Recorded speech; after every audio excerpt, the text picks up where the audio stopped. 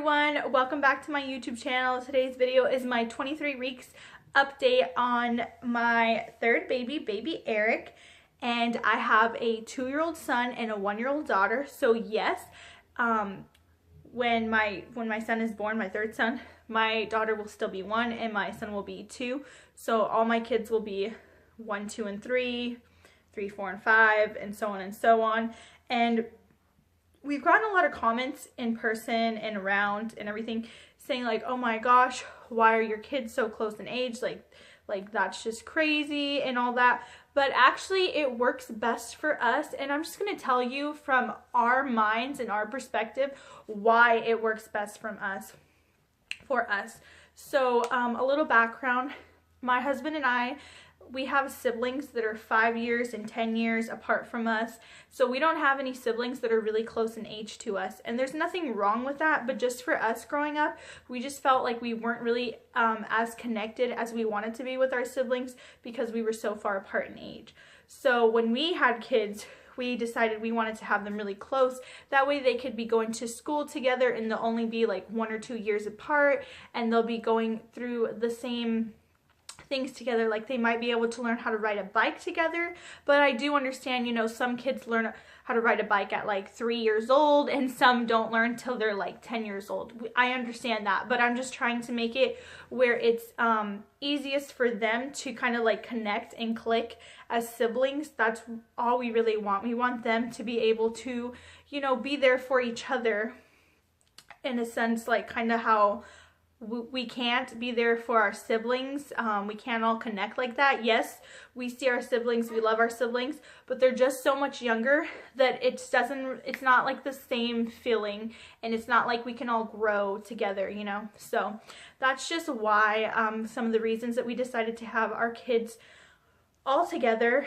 And honestly, I just want to, you know, get through the potty stage and be done with it, like only in 3 years, you know, and them to be able to go to school. And then like, because I do plan on possibly going back to work. I'm a stay-at-home wife, but if I keep having kids like 5 years apart, I will never be able to go back to work. And you know, that's something that I was looking in the future to do. I do want to go back to work because I did work before I had Miguel. But, you know, if I just keep having kids a couple years apart, it's going to be like 20 years before I get to even think about going back to work. So I kind of wanted to get them all out and everything. That way I can go back to work once my youngest is in kindergarten, and that will be that much longer after Miguel starts kindergarten. So that's kind of just why, if you guys are curious, because we do get a lot of questions why they're so close.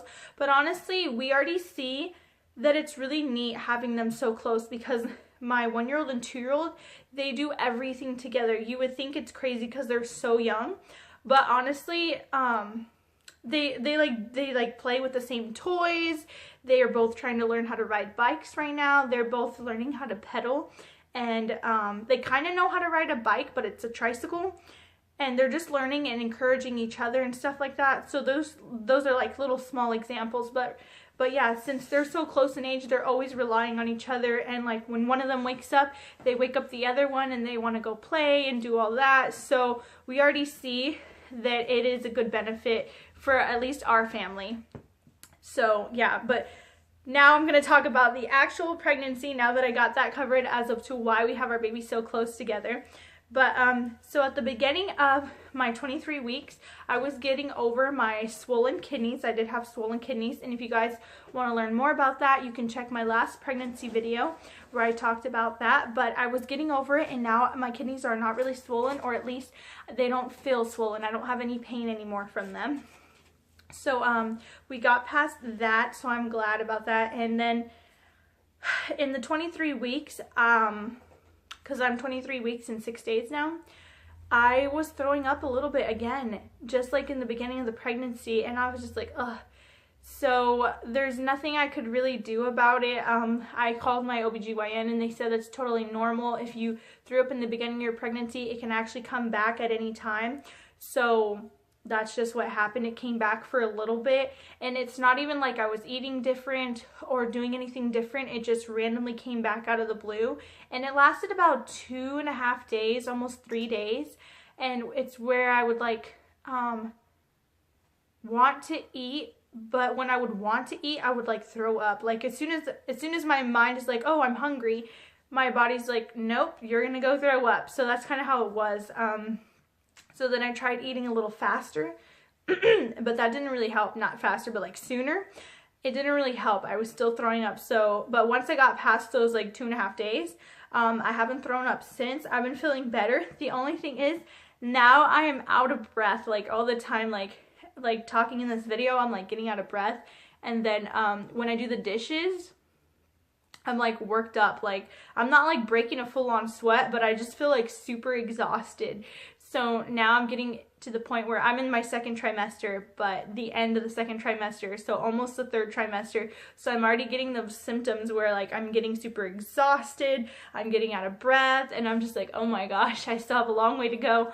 But yeah, so I noticed like when I do the dishes, I'm just super tired. Like as soon as I'm done, I actually just go sit down for like 15 minutes or like lay down for 15 minutes and just like go through my phone or something and just try to relax, because I get super tired where I almost feel like I need to take a nap.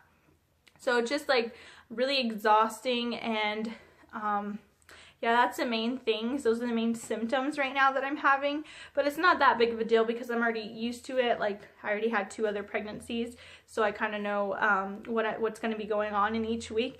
But yeah, I just thought it was funny because we're already to that stage. And when I do the dishes though, my belly is starting to like pop out where it touches the edge of the sink. So I thought that was funny. It's not that inconvenient right now. I can still like reach and everything, but it's starting to touch. And I asked my mother-in-law actually yesterday, what did she do when she was like in her 9th month? Because when I was like 9 months pregnant, I couldn't even do the dishes. I just put them in the dishwasher, but my dishwasher doesn't clean that well. So it was like kind of not the best solution. And she's like, oh, she's telling me just turn sideways and do the dishes like that. That's what she did. And I started laughing. I thought it was funny, but it makes sense though, because like the belly's too big. At 9 months pregnant, it's way too big to be trying to do dishes. So yeah, that's something else that I noticed. But besides that, I'm feeling really well after getting over that sickness of throwing up. And I don't know, there's not too much really to update besides that. Just I can feel the baby moving a lot too. He mostly kicks at night really, really low. So I think I'm carrying low. It hasn't fully like gone down low, but I can feel him. Most his movement is down low. With Sophia, it was like up high in my rib cage and all that. So I'm kind of glad it's lower though, because with her, oh, it was so hard to breathe or sit or anything. So he's down low, and it's funny because I believe Miguel was down low too, and maybe that's just how boys are. But he kicks really, really low, and sometimes it's uncomfortable, so I have to switch sides when I'm sleeping. But I noticed that most of the time when he's kicking, it's if my husband gets close to me, like if we lay down in the same bed, and the baby knows like he's there, he'll start like kicking, and then my husband will like touch my belly like this, and then he'll just start like kicking. And you can actually, I call it the alien baby, but you can actually see him like poking out of the belly. Like he just, like the belly's like this and it goes like that. So we're already to that stage, and it's just crazy how fast like the baby grows. But yeah, so he's kicking so much. You can already see it like popping out of the skin. But it's mostly at night. During the day, he'll kick here and there, but really not that much. It's just mostly at night. And then if I drink a lot of water, he'll kick. But if I'm eating, I don't think he really moves that much. When I'm eating, he doesn't really move. But besides that, he has not got the hiccups. That's a funny thing. By this time, each of my babies got the hiccups, and I could feel it around like, I want to say around like 16 weeks. Each of my babies got the hiccups, and I could feel the hiccups, and you could like, you can't hear it from the outside, but you can feel it. And it's just like little hiccups, if you guys know what I mean, if you guys heard hiccups before. But this baby has not got the hiccups, so maybe he will, maybe he won't. But I remember with my other 2 pregnancies, by this time I had heard the hiccups, like, and it just feels like these little beatings. It's just like little beatings, and then if you ask your OBGYN, they tell you just it's like hiccups and all that. So yeah, he hasn't done that.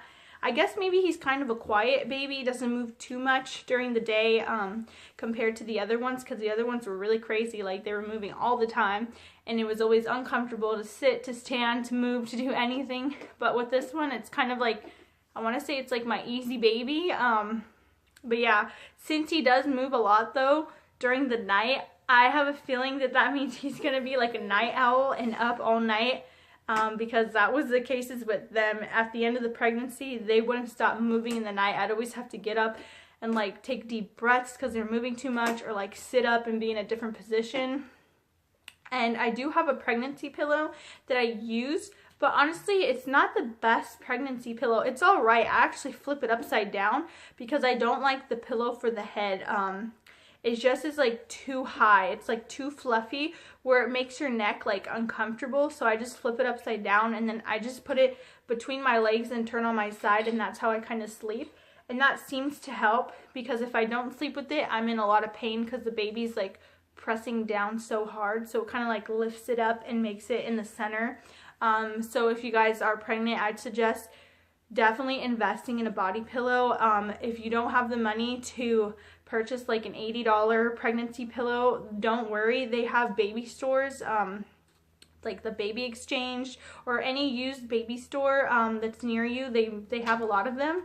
You can just Google them, and they have like gently used ones that you can purchase for like 30 bucks. And they're originally like 80 bucks or like $120. So I would highly suggest that. And I think the time you'd want to start getting it is around like 12 to 14 weeks. You'd want to start using it because that's when you actually start getting uncomfortable. So I'd highly suggest a pregnancy pillow.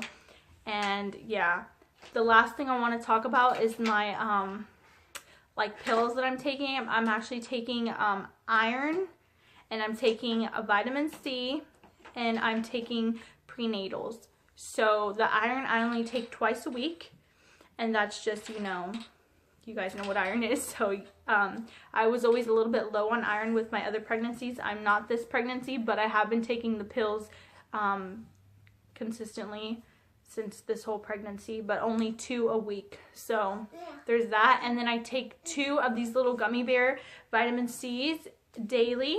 And it's helped me ever since I started taking them. I have not got a cold. I have not gotten sick. I felt really good. Like, I really do think that they help. So I'd suggest those. And then I take gummy prenatals.